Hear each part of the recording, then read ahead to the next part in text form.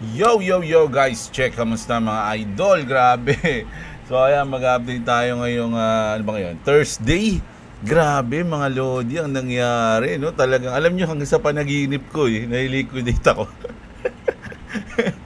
Hanggang sa panaginip ko, tinatamaan yung stop loss ko mga lods, no? Grabe.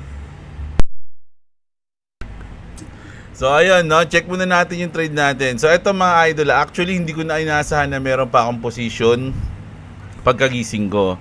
No, kasi ang dami ko nang nilagay dito. Tas madaling araw to mga idol eh. Ang aga ko na sinatulog kagabi, siguro mga 11. Natulog na ako, tas nag-iwan ako ng position, tas may mga stop loss. Tas pagdating ng mga madaling araw, ayan, asan na ba yan? Ito. Ayan, dito banda, ayan, anong oras to? Hindi, ito maaga pa to, alas 11. O ayan, tapos tinamaan, nag-ano ako dito. So, sabi ko wala na. Sabi kong ganun, dalawang beses ako yung 100 USDT natin, magkano na lang, 40. Kita niyo yan mga idol. Sabi ko wala na. So, siguro tulog na ako, nag-position pa pala ako. Sabi ko dito, ayan no, sa 2.04, no? Nakapag-position pa ako diyan, pero yung ongoing na higa ako, tulog ko, kahit sa panaginip ko, alam ko wala na akong position. Alam ko naubos na yung 100 USDT ko eh. Sabi ko wala na, sayang, naghintay na lang ako. Dapat talaga hindi ako nagpo-position pag matutulog na ako eh. Lagi yung sinasabi sa isip ko yung nakahiga ako. Kasi ang alam ko, ubos na. No, kasi yung huling position ko, hindi ko nilagyan ng stop loss yun. Sabi ko, bahala na yan. Tapos ayun, pagkagising ko, sabi ko, ba't may guhit pa to? Pagtingin ko, uy, profit pa ako. Sabi ko gano'n, sabi ko, may position pa pala ako, akala ko wala na. Sabi ko gano'n, akala ko na-liquidate na ako. Grabe, nakita niyo yung ginawa dito mga lodi. Yung sinasabi kong pinakamababa ngayong November, inabot mga lodi, narinig ata tayo ni market maker eh. Narinig tayo, sabi niya, anong pinakamababa, Jeblo? Sabi niya gano'n. Papakita ko sa iyo pinakamababa, aabutin ko yan. So lahat ng mga nakaposition dito, mga idol, no, sa $2. Ayan, sa lahat ng mga nakaposition diyan, umangat tapos hindi nag-take profit, nako wala pa, natalo pa. No, kaya napaka-importante talaga ng take profit mga idol. So grabe. Grabe yung nangyari na to. Isipin nyo, tingnan natin, simula dito hanggang dito, grabe 25%, no? From this bottom mga lodi, umangat siya ng 25%, napakalaki nun. Mga idol, 'di ba? So sabi ko, wow. Kaya nga inisip ko, nung nandito na siya, iisip ko, ibig sabihin bababa pa ng 25% si XRP, malapit na maaprobahan yung mga ETF. Nung mga panahon na to so sabi ko, hindi na yan. So ito na yung pinakamababa. And then anong ginawa niya mga lodi? Binaba niya pa ng 21%. Oh, grabe, ba't gano'n? Hindi pantay, no? Pagpaangat 25, pagbababa 21 lang. Check natin. Oh, 21. 'Di ba? Grabe yan mga idol. Pero doon talaga natuwa ako sa gising ko. Ang in-expect ko talaga wala na akong trade eh. Na-liquidate na. Ayun pala yung advantage pag tulog ka eh. Akala mo wala na talaga eh. Panaginipan ko pa yung trade ko. Sabi ko wala na, saan dapat talaga di ako nagtitrade pag matutulog eh. Para mahimbing yung tulog ko. Hindi katulad nung may naiwan kang trade, pasilip-silip ka. Syempre, nung sumisilip ka, ano ka pa nun eh. Wala ka pa sa ulirat nun eh. Tapos nakapag-position pa pala ako. Sabi ko, oh my God, kala ko basta yung 100 ko.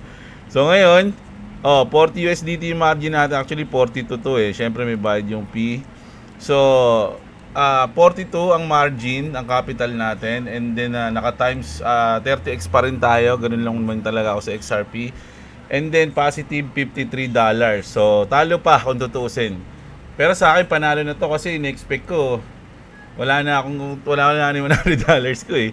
Pero ngayon may chance pa pala.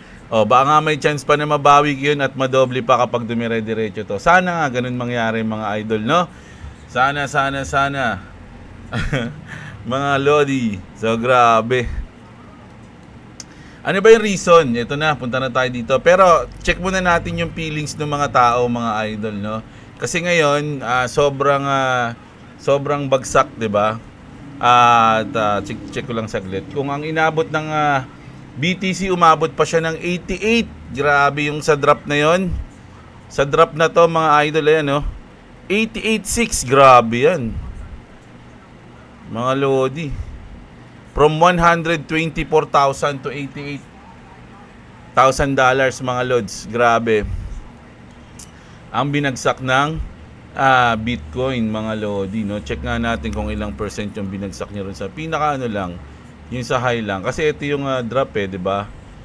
So, grabe, magkaiba siya ni XRP. XRP kasi dito banda ng recover tas onti lang yung bagsak. Ito talaga sa kanya, dire-diretso. O, sukatin natin kahit dito lang. 23% din. Mga idol, no, grabe.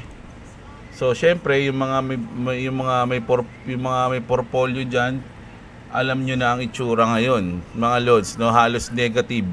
Negative ang ating portfolio, 'di ba? Pero meron pa ring mga traders na gusto yung nangyayaring pag ganito yung nangyayari, no? Gusto nila na bumabagsak kasi nakakapag-bodega sila, nakakabili sila ng mas mababa. Kasi kung gusto mo yung isang coin, mas gugustuhin mo rin makabili ng may discount, 'di ba? Kahit na sabihin mo ng mahal na mahal mo yung coins na yun, magiging masaya ka pa rin pag nabili mo siya ng may discount. So ngayon, andito na tayo sa discounted na coins ng lahat, no? Halos lahat ata discounted mga idol Yung iba pa nga sobrang discounted, no? So grabe, tinignan ko yung Illuvium. Grabe yung Illuvium. 300 na lang ba? 400. Grabe mga idol So maiiyak ka talaga, no? Kasi akbuti na lang talaga na naiwan ko yung Illuvium dati. Binili ko ng XRP. Pero ngayon, mga Lodi, medyo umangat siya. 467. Pero grabe, no? Isipin nyo. Alam nyo ba kung magkano yung all-time high nito, mga idol? 90,000. 96,000 pesos. 96,000 pesos. Almost 100,000 pesos. Tignan nyo yung binagsak niyan, mga idol. 2021 to, di ba? Bull run ng 2021 yan. Isipin nyo kung dito ka bumili, kumbaga na-FOMO ka. Kung ikaw na-FOMO dito, mga idol, nakabili ka naman, sabihin mo na mga nasa 80,000 o 70,000 lang binili mo. Yung pera mo na yun, 70,400 na lang ngayon. 'Di ba? So, kung naniniwala ka dito, mga idol, sa Illuvium, sobrang discount na nito. Siguro kung bumili ka ng isang Illuvium dati, 70,000, ngayon mabibili mo na lang ng 467, no? Isipin nyo yun. Ilan pa mabibili nyo sa halagang 70,000 kung ngayon kayo bumili? Ang daming Illuvium. 'Di ba? Hindi ko sinabing bumili kayo nito, binabalikan ko lang kasi dati meron ako nito Bumili pa nga ako nito dati, nasa 2.5 ang bili ko, mga idol. Tapos pinrapit ko siya ng mga nasa bandang ano na yun, pinrapit ko. Parang double lang yun parang 5,000 lang. Dito banda yung 2.5 dito yan. Tas dito naglaro. Tas nakalimutan ko na siya. Binenta ko na siya Ngayon tignan nyo. Grabe.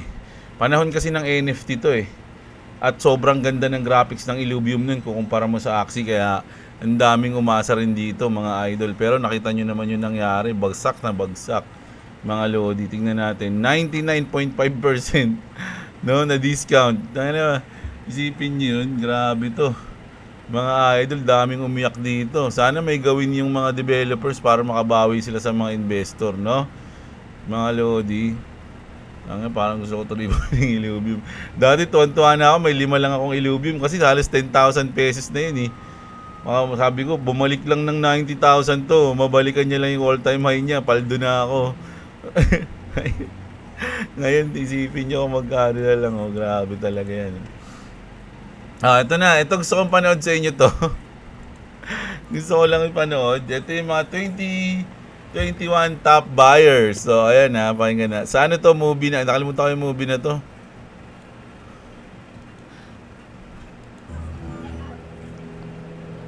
Ang galing ko na yung sounds kasi baka makapiright tayo. So, ito yung mga 2017 top buyers. Ito yung 2025 top buyers ngayon, mga Lodi. Mga leverage traders, pag liquidated. Sabi niya dito, sabi si James Franco to eh. Sabi niya, first time? Ayun, first time. 2025 buyers kasi mga Lodi, oh. Oh, ito yung ano, reason. Boom, yan, grabe. Naalala ko lang. So, kung ikaw bago ka ngayon, nako, masakit. Masakit, mga idol. So, anong reason? Reason. So, ito, mga idol, FOMC meet, sabi ko sa inyo, alas 3 na madaling araw mangyayari to eh. 'Di ba? Tulog tayo. Ayan, nagbakasakali pa ako. Pababa pala 'yung nangyari. FOMC minutes just drop and they way more chaotic than markets expected, mga idol. Nako. Here's the signal. The Fed is deeply divided. Some wanted a 50 basis points o basis cut. Other wanted no cut at all, no? Ipo-post lang. Yung iba malaki, yung iba post. So medyo alanganin, mga lods, no, yung decision. They admit they were operating in a data fog because key reports were delayed during the shutdown. Kasi nga nakaapekto ata yung shutdown. Inflation is still uncomfortably high. Uncomfortably high. Mga idol, yung inflation daw, nako. For several members, ayun yung nararamdaman nila. So they pushed back against easing too fast, mga load. So medyo nag-break sila. Wait lang, sabing ganun. Nako, medyo mataas pa yung inflation natin si Powell naman double down on not on a preset path. Signaling December is not guaranteed. Nako, patay. So ibig sabihin yung rate cut natin sa December is not guaranteed. Yun eh. Kumbaga naging hawkish siya mga idol eh. Di ba? Futures immediately price lower odds of a December cut after the release. So bumaba yung odds na magkakaroon tayo ng rate cut sa December. Kaya siguro ngayon nag-drop yung market kasi negative eh. When the Fed is confused, markets get shaky. When liquidity expectation get uncertain, traditional asset hesitate. Markets are now pricing in a December no rate cut, which means expectations are finally aligning with the Fed's tone. Less guesswork, less drama, and clearer runway for Bitcoin to do its thing once the dust settle. So ito daw ang reason kung bakit ito, isa lang to sa mga reason. We don't know yung pinaka main reason, pero baka ito, no? Na kaya nag-drop yung market. So taas ko na kaya tong lock profit ko dito, no? Mukhang bababa pa eh. Negative kasi yung sentiment eh. Yeah, pag ito 39. So hindi ko pa rin mababawi pala. Pero sige, wag muna. Dito sa 50% kasi itong mga idol eh. Ay 40%. Di ba dun yung natin, strategy natin? 15 USDT. Check nga natin to. 50% muna. Ayan, no? So dito talaga yung usually na 50%. Kaya lang, sabi ko nga, si market maker minsan inaabot niya yung 50% bago siya parang niliquidate niya yung mga nasa 50%, no? Tapos babalik siya ulit. So ayun yung iniiwasan nating mangyari. So mas mababa tayo sa 50%, kumbaga. Ayan, no? Ayun. Pero mga lodi, dahil sa nangyari na to, nako, mukhang galit na naman si Daddy. Nagalit si Daddy Trump kay Jerome Powell. Pero eto mga lodi, dahil nga dun sa pagbaba, told you a million times, it all starts with Japan. XRP plus XDC. So breaking, Japanese yen is collapsing. Grabe. Oh. Black Swan pala. Oh, Black Swan na sa kanila. Oh, ayan. Pero ito mga lods, nagalit si Daddy Trump. Mga mali yung pwesto ko ng news, napasukan na. Hindi tuloy-tuloy Hindi tuloy-tuloy. Ang galing, no? Hindi tuloy-tuloy. Gano'n. At pala, pag may sasabihin mo yun, may post ka, no? Hindi tuloy-tuloy. Hindi tuloy nagtuloy, parang ganun. Ang kulit ng ano yun, ng language ng Pinoy, Tagalog. Parang pag sa elevator, alam niyo yung meme na yun? Yung merong foreigner, nakasakay sa elevator, tapos may Pinoy din sa loob ng elevator, tapos may papasok, tinanong niya yung Pinoy, bababa ba? Tapos sabi nung Pinoy doon, na may katabing foreigner, bababa. So parang ang ginamit lang na letters doon sa usapan na yun is bilang tsaka A. Bababa ba? Bababa. Nagulat yung foreigner eh. Ay, language yun. Ang lupit dun nagkaintindihan sila sa bababa. Naalala ko tuloy dun dahil hindi nagtuloy-tuloy-tuloy eh. O, ayan. Sabi dito ni Daddy Trump, ayan I love the paid job. So, sarcastic to To me, it's the easiest job in the world. You play golf for 28 to 29 days, then you go and make a little speech. So, pinaparinggan niya dito si Powell. Kaya nga sabi dito, Trump just torched Powell in front of the world again. At today's US-Saudi Investment Forum, Trump unloaded the Fed chair saying Powell has mental problems. No? Talagang binabasag niya si Powell eh. Mental problems, calling him grossly incompetent. And straight up saying he'd love to fire his ass. No? Ayan, grabe. He slammed the Fed for keeping rates too high. Warned that if they don't cut fast, he'll fire him himself. And joked that people are begging him, sir, please don't fire him. He's only got 3 months to go. Kasi alam ko sa early 2026 mga Lodi, matatapos na yung trabaho ni Powell sa Fed, no? Yung kanyang termino matatapos na sa Fed. So mapapalitan na siya. This isn't new. Trump has taken shots at Powell multiple times, but today blast hits different, landing just hours after chaotic FOMC minutes that already rattled markets, mga idol, no? So dahil nga doon nagalit si Daddy Trump, mga Lodi. At alam nyo na parang seryoso na siya ngayon. No, na talagang makulit kayo, tatanggalin na talaga kita. Parang ganun yung pag pinainggan mo to, mga idol, parang ganun. Seryoso yung pagkakasabi niya, mga lords, no? Tapos, bukod dyan, si Elon Musk, dito banda to sa bandang huli, sinabi ni Trump na, you're lucky, I'm with you. Hindi mo pa ako napapasalamatan sabi niya. If they buy one of a nice Tesla car and they borrow the money, you're so lucky I'm with you, Elon. I'll tell you, has he ever thanked me properly? Na parang sinabi niya, pinasalamatan mo na ba ako? Ha? Pasalamat ka, nandito ka sa akin.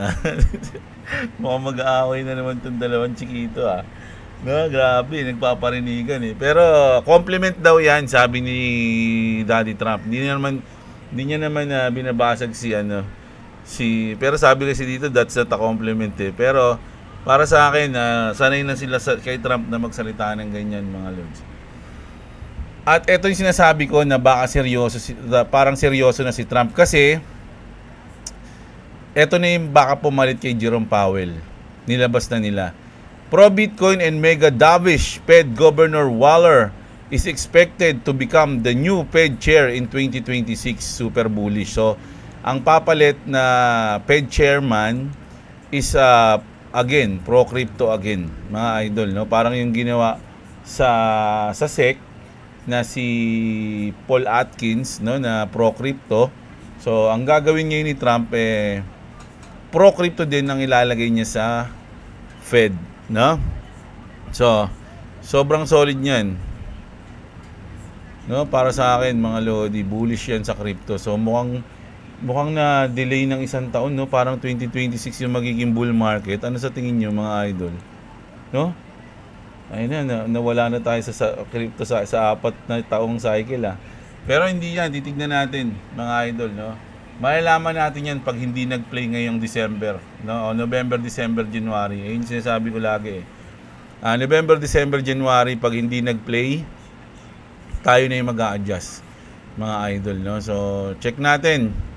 At eto pa. Ito, medyo good news na yung mga nangyayari after nung pagsasalita ni Trump Nagsimula yung bad news nung nagsalita si Jerome Powell, and then binasag ni Trump, and then may mga lumabas na good news, no? Tulad nito na mapapalitan na siya ng pro-crypto, and then US Rep Warren Davidson just announced big news is coming on strategic Bitcoin reserve today. It's happening. So ngayong araw daw to, mga idol. So may inisip ko, totoo ba to? So may nagtanong na dito, tinanong niya si Grok, and sabi niya rito, is this true? Are we actually hearing some news on strategic Bitcoin reserve today? So sabi ni Grok, yes.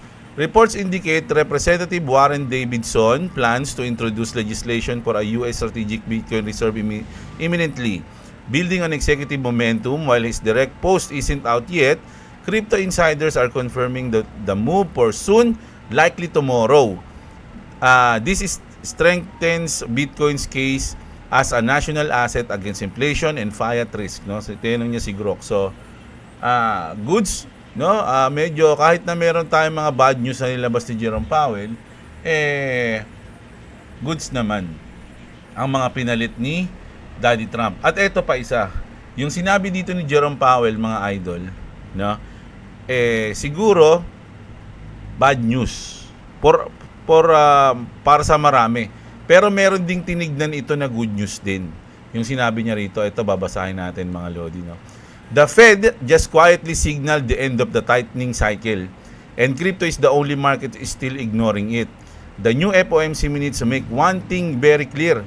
Policy is shifting, even if the Fed doesn't want to say it directly, no? Kumbaga, hindi nga direct na sinabi, pero parang ganun yung mangyayari, no? And whether people see it or not, this shift leans bullish for Bitcoin and all risk assets going into 2026. Here's the full picture is in simple words lang. So QT officially end on December 1st na to, mga idol. This alone is a major signal. O, 'di ba? When the balance sheet run off stops, liquidity stops draining. It doesn't start rising yet, but the bleeding ends, sabi niya rito. They discuss moving repo funding to the standing repo facility. This is the direct tool to stop liquidity stress. If implemented, it becomes a permanent backstop for the system. Crypto has always reacted strongly to the repo support, no? Ayan. They want a higher share of T-bills. This increased the Fed's flexibility to supply reserve when needed. Reserve equals liquidity, liquidity equals risk on flows. Labor market na officially cooling. The Fed admitted tariff. Translation. So, ito na yung huli. BTC doesn't wait for official cut. It moves when the liquidity direction change. And today's minutes show that the Fed is already shifting from fighting inflation to protecting the economy. Oh, di ba? That shift always unlock liquidity, sometimes slowly at first and then all at once. So yes, markets are choppy ngayon, no? Kumbaga medyo ano tayo ngayon, volatile. Yes, the Fed is still cautious, but structurally, this setup leans bullish for crypto heading into 2026, not bearish. Diba? So bullish daw to, mga idol, no? Kumbaga in a long term, mas makakaganda siya sa crypto, no? Hindi siya makakapangit, hindi siya makaka-bearish, ganun. 'Di ba? XRP news na tayo. Grabe yung nangyari sa loob lang ng ilang oras, no? Sa US. Grabe, mga idol, no? Big news, the Bitwise XRP ETF is set to begin trading on New York Stock Exchange tomorrow with the ticker XRP. Ayan, no? It has a management fee of 0.34%, which is waived. Kumbaga, mag-i-start na to sa stock exchange, mga idol, no? And isa pa, ISO, mga lodi, is parang 4 days o 3 days to go. Sabado daw yun, 20. Sa bagay, advance tayo. So baka mga linggo sa atin ng gabi yun, mga lodi, no, na yung ISO 222 magsi-shift na yun. Ako, hindi natin alam kung ano mangyayari doon. Pero sabi nga nung news natin nung nakaraan, ayun pa lang yung start, pero hindi doon yung lilipad, mga lods, no? Kasi in-expect ng iba, once na mag-play na yon, lilipad na yung market. Hindi po, no? Parang dun lang nag-i-start pa lang. No? Ayun yung start niya. So, from there, doon natin na siguro mararamdaman pa unti-unti, no? Pero hindi talaga siya yung pagdating ng 22 lilipad na, hindi daw po ganoon mga lods. So, siguro pag may mga nag-hype, may chance. Pero yung lipad na parang matagal na magiging permanent, hindi po ganoon mga idol, no? O ito, sa ano pa to mga idol, CNBC, no?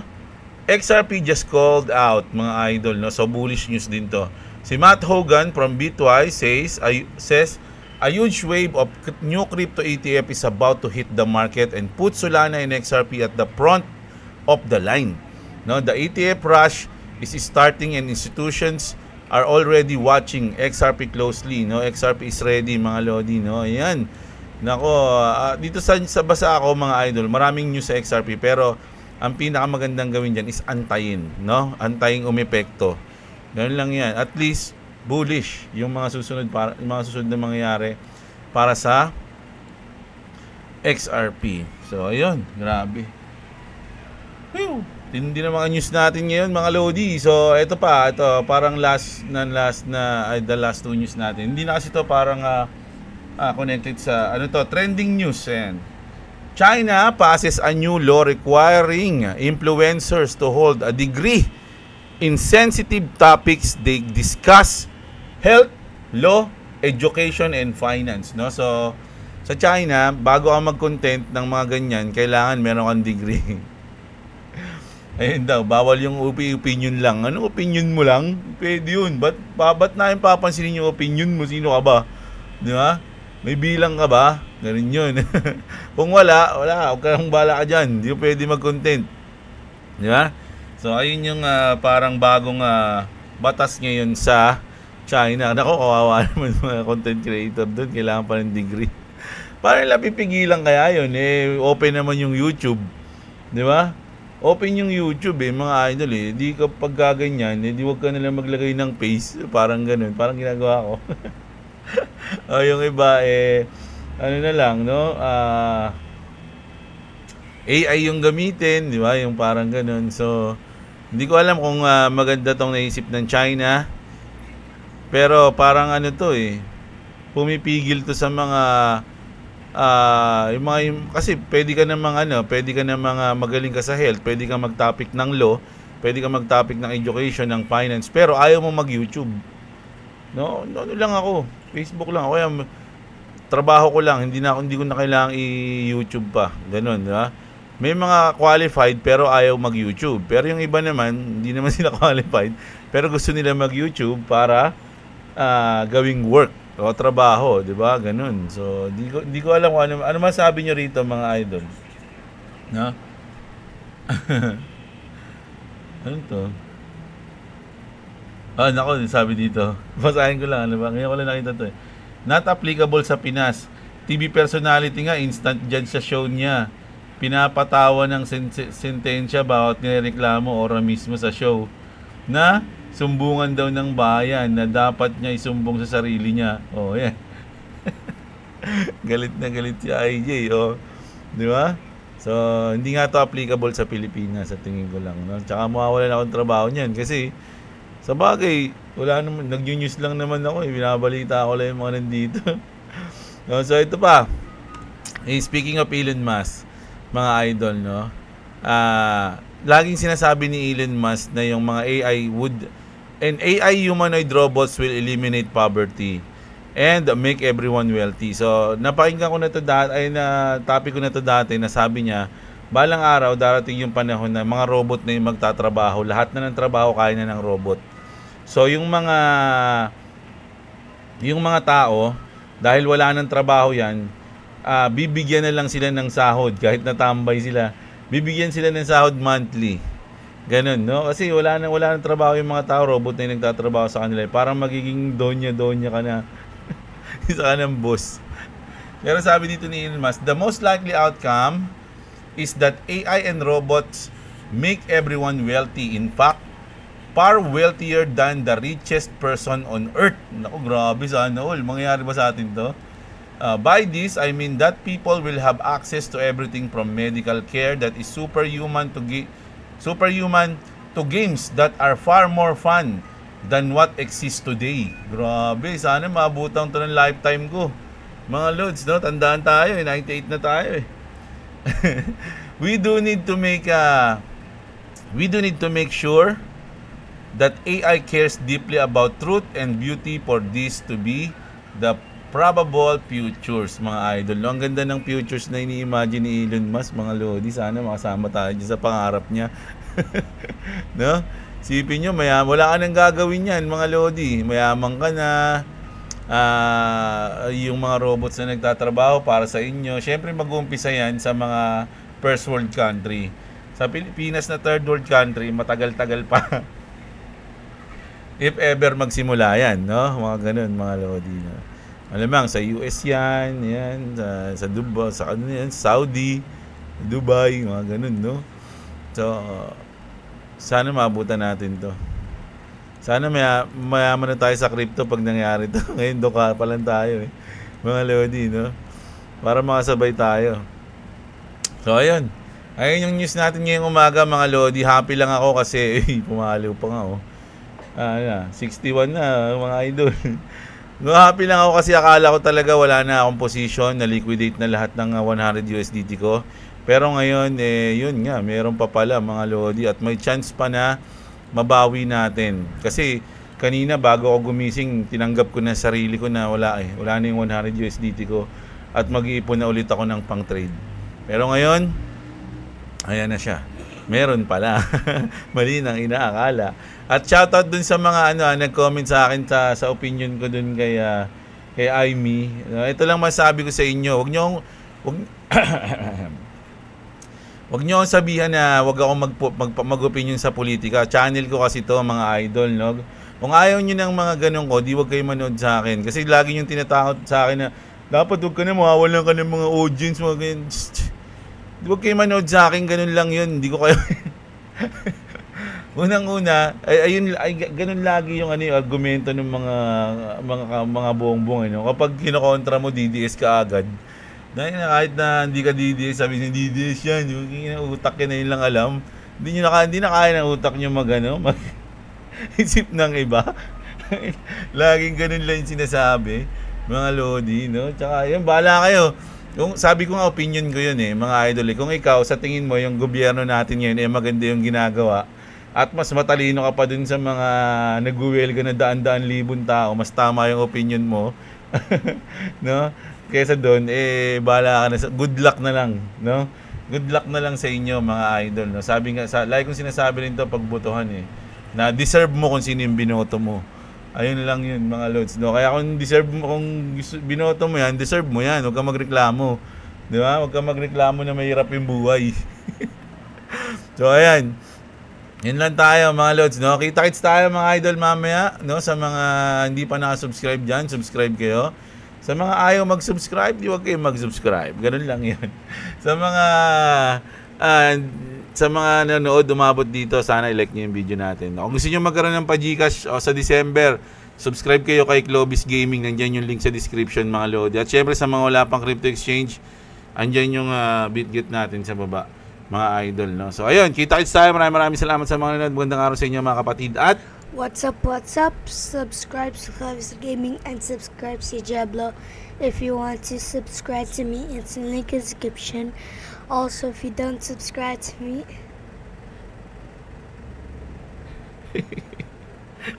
wala, happy parehas I don't care. I'll just be happy. And go back there. Yeah, go there. If you subscribe to me, I'll be happy. Like that, I'll be happy. Smiley to, smiley. Yes. So peace.